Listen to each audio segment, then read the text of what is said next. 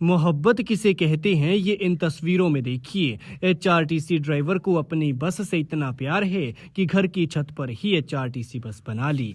भैया सरकारी है लेकिन जान से प्यारी है, इसी से ही पेट पालना है और इसी से ही यारी है। भाई साहब छुट्टी जाते हैं तो इसी बस में रहते हैं, यहीं पर खाते पीते और सोते हैं और इसी में ही टाइम बिताते हैं क्योंकि ये जगह उन्हें सुकून देती है। ये बस अंदर से फुली फर्निश्ड है, हूबहू वैसी जैसे असल में एचआरटीसी बस होती है। यकीन नहीं तो चलिए आओ आपको दिखाते हैं।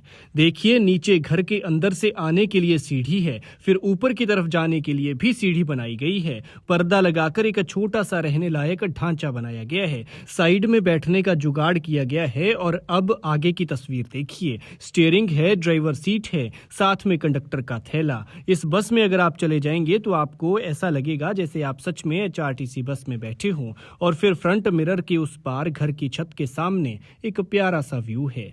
एचआरटीसी के लिए ये दीवानगी है चंबा के ककरोटी के एचआरटीसी ड्राइवर श्रीधर जी की।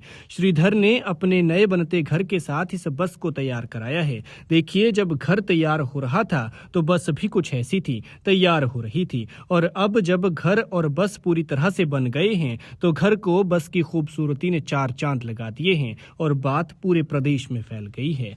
दिखने में ये आसान और आम सा लग रहा होगा, लेकिन ना ये आसान है और ना आम है। इस क्रिएशन के पीछे एक एहसास जुड़ा हुआ है, ड्यूटी से प्यार जुड़ा हुआ है। वरना बताइए लाखों कर्मचारियों में से भला और किसने इस तरह का कारनामा कर दिया। और जरा सोचिए कि जो बस के लिए इतना दीवाना हो सकता है वो अपनी ड्यूटी के लिए कितना लॉयल होगा। लकड़ी और टीन से तैयार की गई इस एचआरटीसी बस को असली रंग रोगन, डिजाइन और पहचान चिन्हों से सजाया गया है। पेंट से टायर बनाए गए हैं और दूर से ऐसा लग रहा है जैसे ये बस असली हो।